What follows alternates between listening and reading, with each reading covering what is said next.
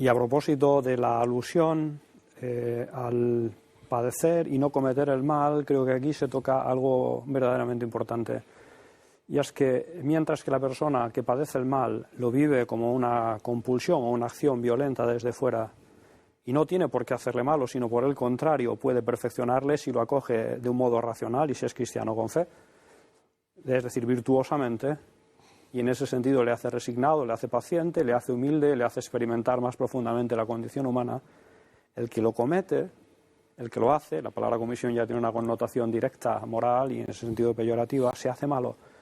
Y haciéndose malo, deforma profundamente algo que es lo más noble y lo más alto y digno del hombre. Y en ese sentido, perdonadme la expresión, yo diría se monstruifica.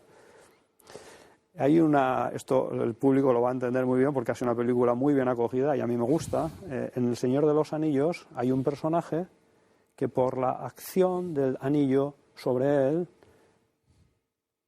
y por la comisión de un pecado de avaricia, de soberbia, con homicidio, etcétera, interpuesto, empieza a hacerse, en primer lugar, una persona escindida y rota consigo misma. Y ese es el gran padecimiento necesariamente que el mal va a introducir en la vida humana, que uno está en discordia permanente consigo mismo, porque lo que es por naturaleza lo contradice con sus actos libres. Y esto lo introduce en un abismo de abyección y de sufrimiento.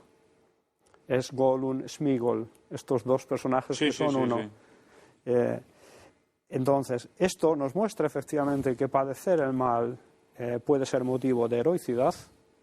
Se han hecho tratamientos interesantes, hay que tomarlos con la debida cautela para no escandalizar acerca, y esto me refiero a Kant y Hegel, acerca de la heroicidad en la guerra.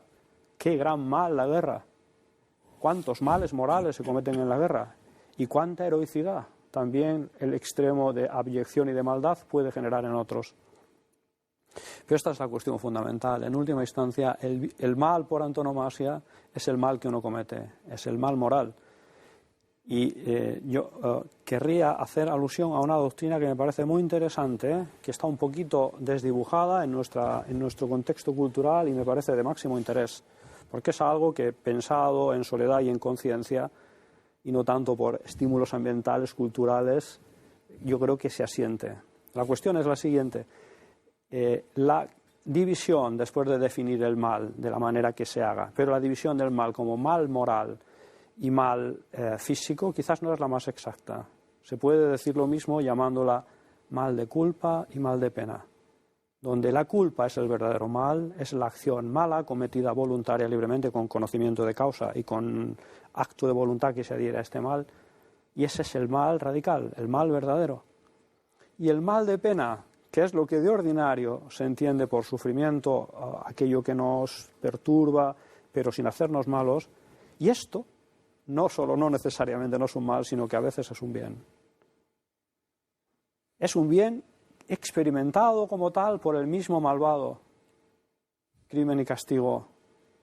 El castigo a veces es anhelado por la misma persona que se ha cargado con una culpa demasiado grave para llevar por sí misma. Es el tema, si se quiere, de la película La Misión. No soy un cinéfilo, pero ahora vienen a la memoria estas ideas donde creo que se llama Rodrigo, este español que esclaviza a los indios después de haber matado y haber cometido muchas barbaridades y atrocidades, quiere ser castigado para de esta manera librarse del mal que ha cometido.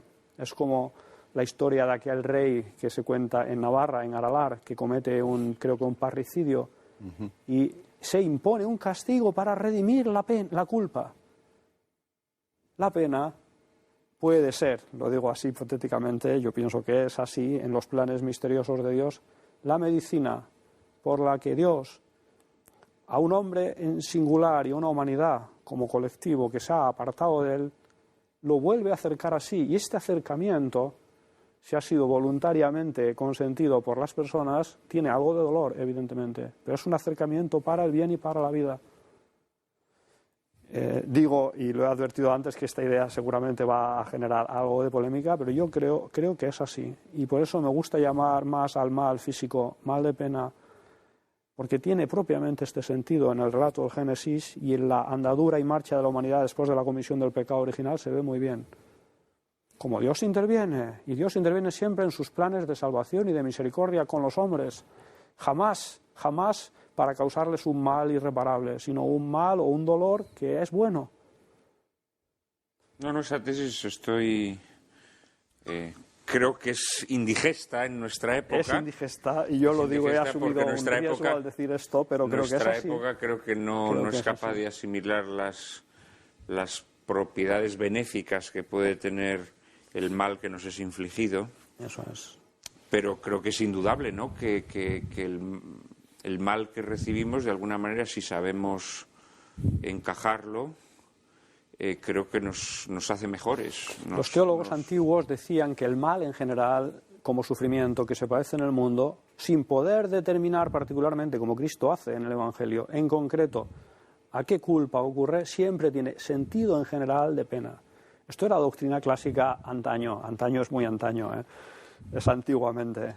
Pero ahí había una intuición profunda que es precisamente como a veces se vive la necesidad de redención, con la petición casi suplicante de un castigo que libere al alma, a la persona, de algo que la consume por dentro y la destruye. Y es una destrucción sin fin.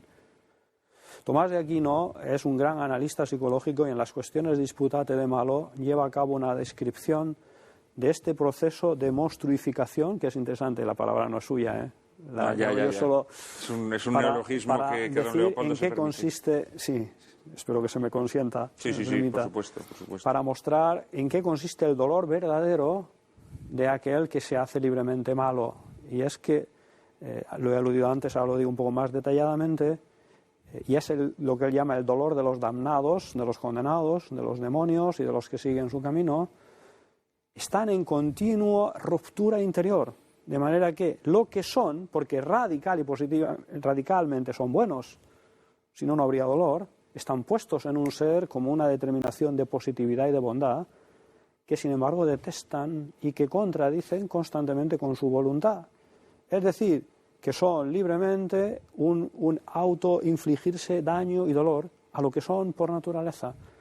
Esto es el proceso de escisión y ruptura interior que causa no el padecer el mal, que Dios, esperamos y creemos, lo utiliza en designios de salvación, y podemos argumentar racionalmente hasta un cierto momento, sino este mal que hace malo porque se comete con conocimiento y voluntad.